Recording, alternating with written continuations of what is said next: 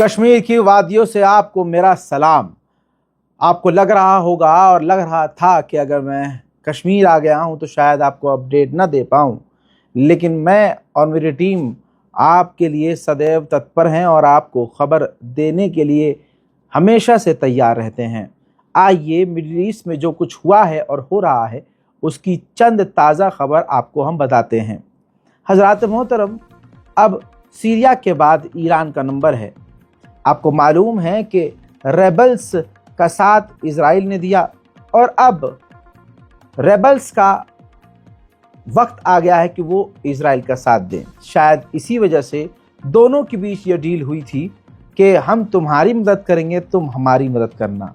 Syria के तमाम इलाकों पर, ख़ास करके बॉर्डर के इलाकों पर पूरी तरह से इजराइल ने कब्ज़ा किया। रेबल्स की इतनी औकात न हुई कि वो उन्हें कुछ बोल सके और रोक सके।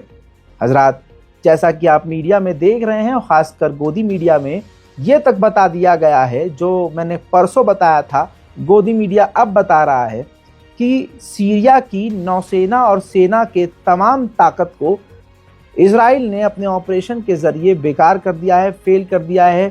सीरिया की सेना तबाह कर दी है। वहीं अब दोस्तों एक बड़ी खबर ये आई है जो असलियत है, औकात है इन रेबल्स की। बताना चाहूँगा कि जब रेबल्स से सवाल किया गया कि इजराइल पूरे सीरिया में घुसा हुआ है और आपके इलाकों पर इस वक्त लगातार वो बमबारी कर रहा है, तो इस पर आप क्या कहेंगे, तो आपको बता दूं कि उन्होंने कुछ भी कमेंट करने से इनकार कर दिया। These are the steps we are working on. It is still too early to talk about the details of how that government will be formed. Now we have to focus on reactivating Syria's institutions. Can I get your reaction to these Israeli airstrikes? We've had over 300 now. Our priority is to restore security and services, to revive civilian life in institutions and care for newly liberated cities. There are many urgent parts of day-to-day life to restore: bakeries, electricity, water, communications. So our priority is to provide those services to the people. I understand. देखा आपने, पत्रकारों को और लोगों को अब ये जवाब देने से कतरा रहे हैं। इजराइल पूरे इलाके में कब्जा कर रहा है और सीरिया के इलाकों पर बमबारी कर रहा है। इसका कोई जवाब रेबल्स और रेबल्स के चाहने वालों के पास नहीं है। अब मेरे दोस्तों सब साफ हो गया है कि ये जो कुछ भी मिडिल ईस्ट में हो रहा है ईरान को कमज़ोर करने के लिए हो रहा है। और अगर ये सब ईरान के लिए हो रहा है तो एकदम मतलब साफ है कि अल-यहूद से पूरी दुनिया डरती है, सिवाय एक के जिसका नाम है ईरान। हजरात, बता दूं कि अब इन रेबल्स की मदद से सीरिया पर कब्जा करने के बाद अब इजराइल की तैयारी हो रही है कि वो सीरिया की सरजमीन पर खड़े होकर ईरान को तबाह कर दे। अब ये प्रूफ देखिए आपकी स्क्रीन पर, इजराइल की सेना ड्रिल शुरू कर चुकी है सीरिया की सरजमीन के बाद। अब वहीं से ईरान पर न्यूक्लियर जो उसका प्लान है ख़राब करने की तैयारी कर चुकी है, न्यूक्लियर साइट को तबाह करने की तैयारी कर रही है। कहा जा रहा है कि ईरान पर बड़े हमले की संभावनाएं हो चुकी हैं। इजराइल रेबल्स की मदद से ईरान पर हमला करने की तैयारी कर रहा है। उधर मेरे दोस्तों कोई भी रेबल्स के बारे में जो अच्छा कह रहा है, जो नकली मुसलमान हैं, जो बड़े खुश हैं, वो इसलिए खुश हैं और उस खुशी में हम भी शामिल हैं कि बशर अल असद ने अपनी हैवानियत से जिन मासूमों को कैदी बनाकर रखा था वो आज़ाद हो गए हैं। हम इसके लिए खुश हैं। लेकिन इजराइल सीरिया में आ चुका है और अब वो इस्लाम के मजबूत, मुसलमानों के मजबूत बाजू ईरान का गला घोटेगा। इस चीज़ के लिए किसी को भी खुश होने की ज़रूरत नहीं है। हजरात, सीरिया के अंदर एक बार फिर से दिखाऊंगा, सीरिया के अंदर इजराइल खौफनाक बमबारी कर रहा है। साथ ही सीरिया के नए इलाकों पर भी इजराइल ने पूरी तरह से कब्जा कर लिया है। हालात बिगड़ते जा रहे हैं और बेकाबू हैं। आइए ताज़ा मंजर मैं आपको सीरिया के दिखाता हूं, जहां इजराइल ने पूरी तरह से कब्जा कर लिया है और वो बमबारी कर रहा है। पहले आप सीरिया की तबाही की तस्वीर देखेंगे जिसमें इजराइल बमबारी कर रहा है, उसके बाद आप देख सकेंगे कि पूरे सीरिया में इजराइल की फौज तैनात है। דבר אחד כאן מאוד בולט, וזה התשתיות שצה"ל כבר הביא לתוך המרחב. תראו כאן, אנרגיה, סולר.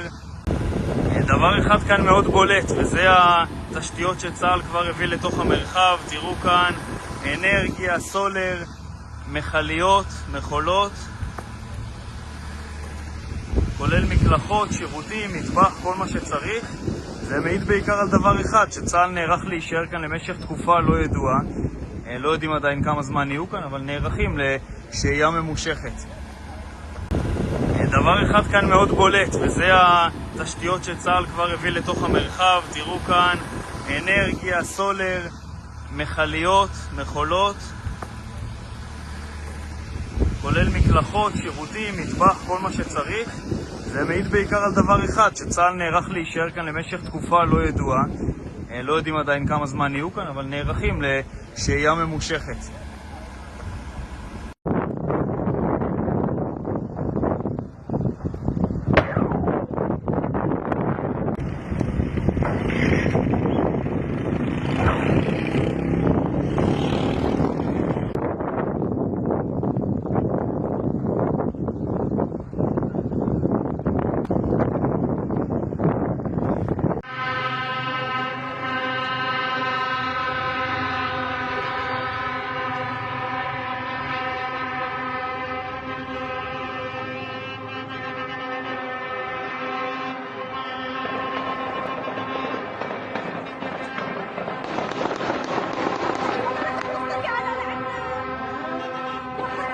अल्लाह अकबर आपने देखा, लेकिन इसके बावजूद भारत, पाकिस्तान और बांग्लादेश के कुछ झटुल्ले जो नाम के मुसलमान हैं वो रेबल्स जिंदाबाद। वो याद रखिएगा हजरात, मोहब्बत करने वाले, दीन से मोहब्बत करने वाले लोगों से मेरी यह अपील है कि इनको मुसलमान ना समझें। जी हाँ, जिनका नाम W से, जिनकी कास्ट W से शुरू होती है और I पर ख़त्म होती है।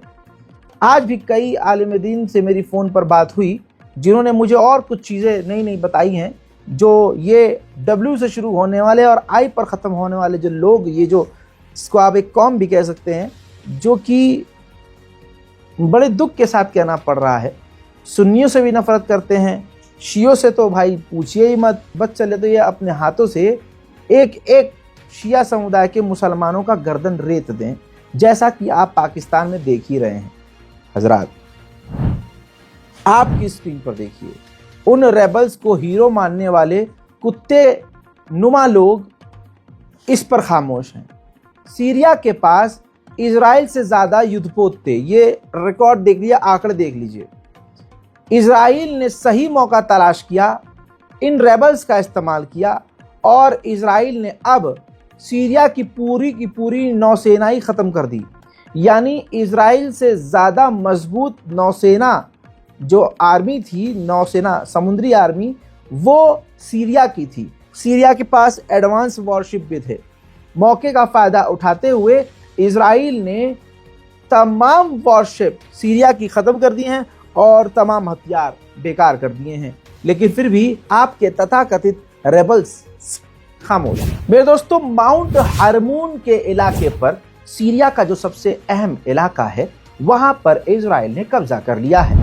जरा ध्यान से देखिए, ये वो जगह है जहां से इजराइल जॉर्डन, लेबनान, सीरिया तो है ही, और इजराइल खुद अपने इलाकों पर नजर रख सकता है। एक सबसे इम्पॉर्टेंट हिस्से पर सीरिया के इजराइल ने कब्जा कर लिया है और फिर भी नाम निहाद नकली मुसलमान रेबल्स जिंदाबाद कर रहे हैं। वहीं अमेरिका का पालतू NSA, नेशनल सिक्योरिटी एडवाइजर, पहुंचा हुआ है इजराइल।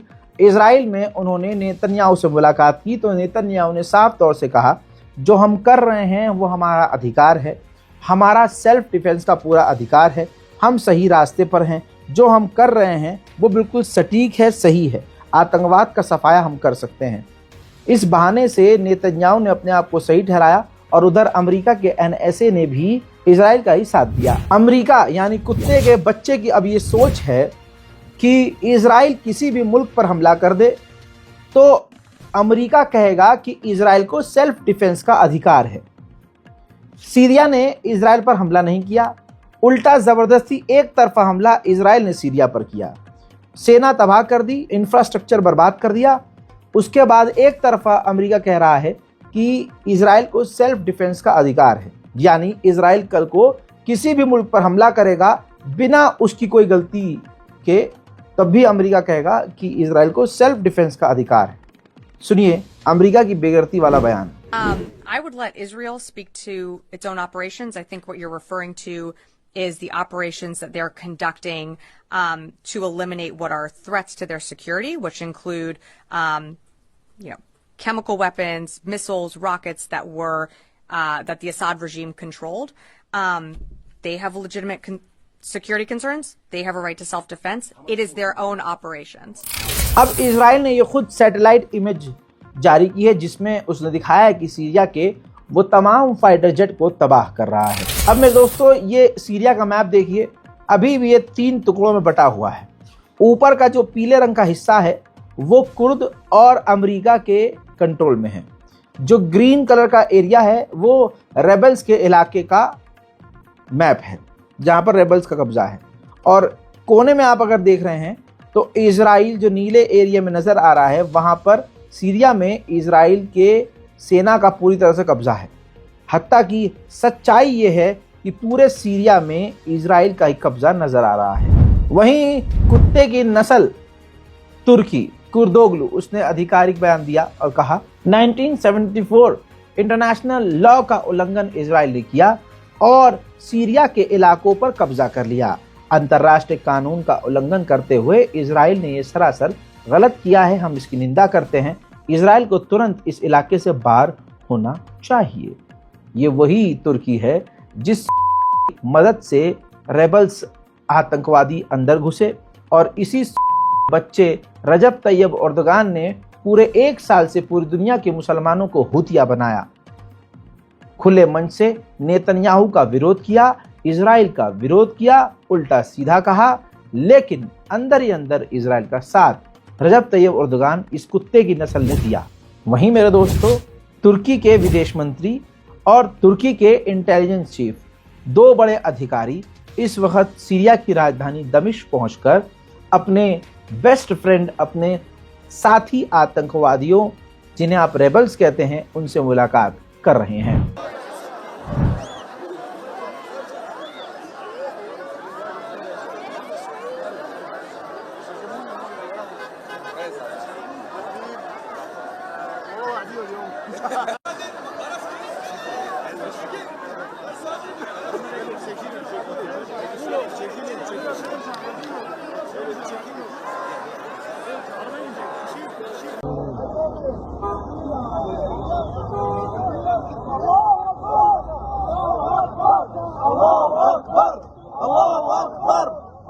هو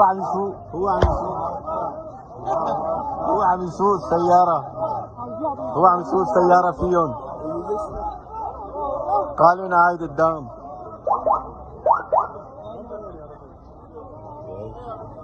يا السيارة الله أكبر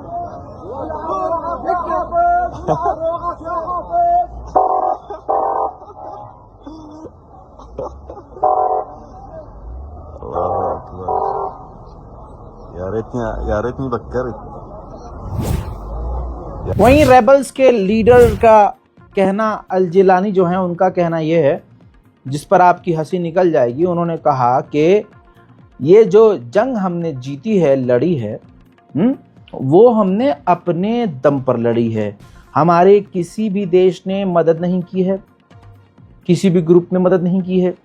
हमने अपने हथियारों से ये जंग लड़ी है और जीती है। जबकि आप उन तस्वीरों को अभी भूले ना होंगे जिसमें अमेरिका और इजराइल के खतरनाक एडवांस हथियार, तुर्की के खतरनाक बैरक्टर TB2 जैसे ड्रोन भी ये इस्तेमाल कर रहे थे। अब ये सफाई फैल रहे हैं कि हमने अपने दम पर ये जंग जीती।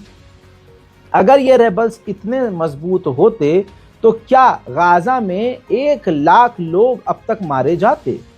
गाजा में अगर 1 लाख लोग मारे गए, इनके इतने ताकतवर होने पर भी, तो इनकी ताकत पे मैं मूतता हूं।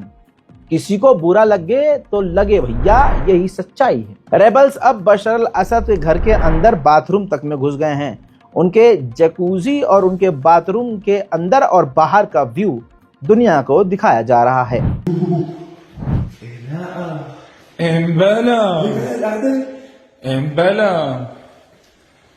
امبلا شغله يا قدش. اوه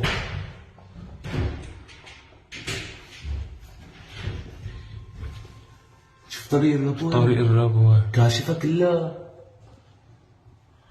انا هون بكون مقطوع من البنزين وابن الحرام قاعد عم يتفرج علي. تعال نطلع نسكت.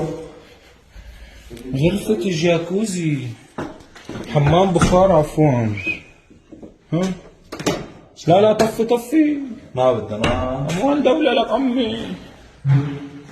كمان هي حمام.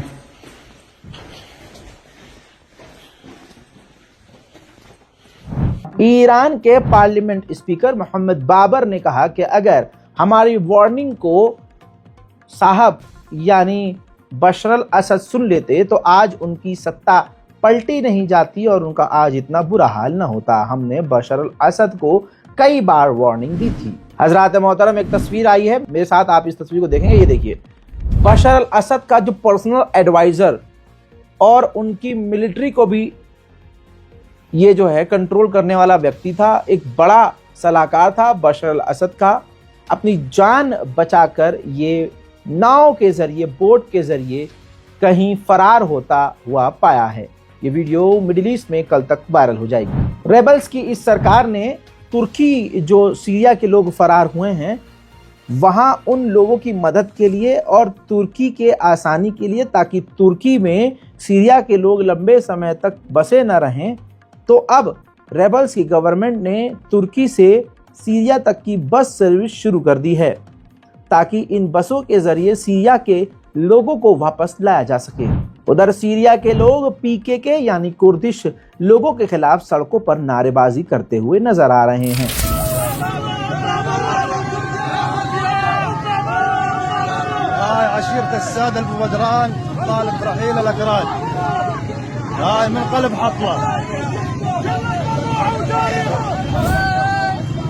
दोस्तों, सीरिया की इस नई गवर्नमेंट ने Saudi Arab, Iraq, Egypt, UAE, Jordan, Bahrain, Oman, Italy को शुक्रिया अदा किया है। कहा कि इतने बुरे वक्त में और सख्त वक्त में आपने हमारे मुल्क में अपनी एम्बेसी को बंद न करके हम पर एहसान किया है, हम इसलिए आपका शुक्रगुजार हैं। हजरात मोहतरम, जो मुसलमान नाम के मुसलमान इस रेबल्स का साथ देते हुए बड़े खुश हो रहे हैं, इंतज़ार कीजिए, इंशाअल्लाह ये खून के आंसू रोएंगे। ये गलत रास्ते पर हैं और ये सही का साथ नहीं बल्कि गलत का साथ दे रहे हैं। रेबल्स का साथ यहूदी सरकार दे रही है, अमेरिका की गवर्नमेंट दे रही है, तो ये लोग सही कैसे हो सकते हैं? अब आपको गाज़ा और फ़िलिस्तीन के अंदर CNN की एक प्रोपेगेंडा फैलाने वाली पत्रकार याद होगी। चलिए मैं उसकी तस्वीर दिखाता हूँ। ये देखिए, जो लाइव ड्रामा करते हुए रिकॉर्ड हुई थी, लाइव ब्रॉडकास्ट के दौरान ये ज़मीन पर लेटकर चीख मचा रही थी कि हिजबुल्लाह और हमास के रॉकेट इजराइल के घरों और इलाकों में आकर गिर रहे हैं, यहाँ से एक व्यक्ति भी नहीं गुजर रहा है, यहूदी डरे हुए हैं, लोग घरों के अंदर छुपे हुए हैं। इस झूठ के दौरान जब ये ड्रामा और 50 रुपए की एक्टिंग करती हुई सड़क पर लेटी हुई थी, तो पीछे से आप देख सकते हैं कि लोग साइकिल से आ और जा रहे थे, यानी नरसंहार फिलिस्तीनियों का हो रहा था। लेकिन ये अपने चैनल से प्रोपेगेंडा कर रही थी कि नहीं, फिलिस्तीन नरसंहार कर रहा है इजराइल का और इजराइल के ऊपर बड़े हमले हो रहे हैं। यही पत्रकार अब रेबल्स को सपोर्ट करने के लिए अब अमेरिका और इजराइल के इशारे पर ये देखिए पहुंची है सीरिया, और सीरिया की बशर अल असद की जेल में पहुंची है। मानते हैं कि बशर अल असद ने जितना बुरा कर सकता था वो उतना ही बुरा उसने किया, लेकिन जिस तरह से यहूदी सपोर्टर्स मीडिया इन रेबल्स का पक्ष रख रहे हैं और रेबल्स को सही साबित करने और उनको चमकाने की कोशिश कर रहे हैं, इस बात से ये बात साफ हो रही है कि इन रेबल्स का साथ देने में अमेरिका और इजराइल को बहुत फ़ायदा मिल रहा है और रेबल्स भी इनको पूरा फायदा पहुंचा रहे हैं। नहले पे दहला रशिया ने कर दिया। खबर आ रही है कि रशिया रेबल्स की गवर्नमेंट से इस वक्त बात करते करते काफी करीब आ चुका है और वो यानी रेबल्स की गवर्नमेंट रूस के बेस को सीरिया के अंदर रहने दे सकती है। वहीं में दोस्तों डोनाल्ड ट्रंप ने एक बेहतरीन बयान लंबे समय के बाद दिया। डोनाल्ड ट्रंप ने साफ कहा कि सीरिया को क्या करना है, सीरिया को आगे कैसे बढ़ना है और सीरिया में क्या हो रहा है, हमें यानी अमेरिका को उससे मतलब नहीं रखना चाहिए और सीरिया के मसले से दूर रहना चाहिए। वहीं बशर अल असद की जेल से एक व्यक्ति आज़ाद हुआ। ये देखिए उनकी तस्वीर। इन्होंने बताया कि पिछले 18 साल से मुझे जेल में रखा गया, न मुझे सूरज दिखा न मुझे आसमान दिखा, ज़्यादातर मेरी आंख और हाथ बांध कर रखा जाता था। दोस्तों बशर अल असद ने भी तानाशाहों में अपना बड़ा नाम लिखवा लिया है। वहीं बड़ी खबर यह है कि पीकेके के ऊपर नॉर्थन सीरिया में तुर्की की फौज अभी भी हमले कर रही है। रेबल्स की गवर्नमेंट ने कहा है कि हम इंटरनेशनल ग्रुप के साथ इस वक्त बात कर रहे हैं कि सीरिया के अंदर जो केमिकल वेपन्स और केमिकल फैक्ट्रीज जो हैं उनको सिक्योर करके बचाया जा सके और उनको सेफ रखा जा सके। वहीं में दोस्तों नई तस्वीर से पता चल रहा है कि रूस के रेबल्स बिल्कुल भी व्लादिमीर पुतिन को पसंद नहीं करते। व्लादिमीर पुतिन की तस्वीर को अपने पैरों से कुचल रहे हैं।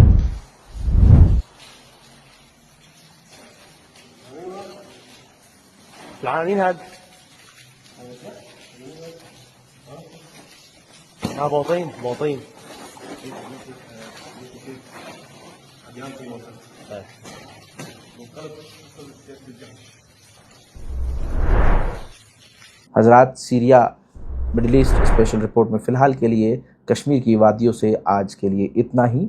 उम्मीद करता हूँ हमारी मेहनत आपको समझ में आएगी, क्योंकि आपको मालूम है ऑफिस के अंदर बैठ के काम करना आसान होता है, लेकिन आप जब रास्ते में हों तो शूट करने की जगह, न्यूज़ निकालने के लिए इंटरनेट, एडिटिंग करने के लिए हैवी सेटअप, फिर उसमें एक लंबा समय, फिर उसके बाद अपलोड करने के लिए हाई फाई इंटरनेट, और जिस स्ट्रीट में श्रीनगर में प्रीपेड फ़ोन बंद हो जाते हैं और वाईफाई इतना स्पीड में नहीं मिलता है, ऐसे में आपके लिए इस तरह से काम करना हमारे लिए कितना मुश्किल है आप समझ सकते हैं। साथ ही आपको बता दूं कि कश्मीर आने से पहले आपके इस भाई की तबीयत इतनी ख़राब हो गई थी कि मैं आपको बता नहीं सकता। अभी मैं जानकारी ये नहीं दूंगा कि क्या हुआ था तबीयत को, क्योंकि मेरे घर वालों को भी अभी नहीं पता है कि मेरे साथ आने से पहले क्या हुआ, क्योंकि अगर उनको पता चल जाता तो शायद मैं इस वादी में ना होता। उम्मीद करूंगा कि हमारी इस मेहनत को आप समझेंगे, चैनल को सब्सक्राइब करेंगे, अपनी राय कमेंट सेक्शन में ज़रूर लिखेंगे और अपनी दुआओं में मुझे याद रखेंगे। जय हिंद।